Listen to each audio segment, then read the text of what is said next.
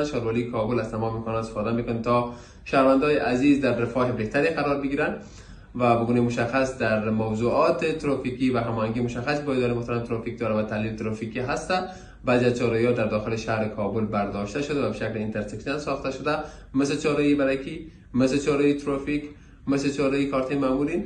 و شب گذشته هم بر اساس اصول و قواعد مشخص که وجود داره در ساحه دشت برچی یک چاره‌ای وجود داشت که برداشته شد و به شکل اینترسکشن ساخته میشه، بهسازی میشه تا وضعیت بهتر ترافیکی را ما شما داشته باشیم به دلیل هجوم و همچنین ازدحام زیاد موتر که در ساحه وجود داره.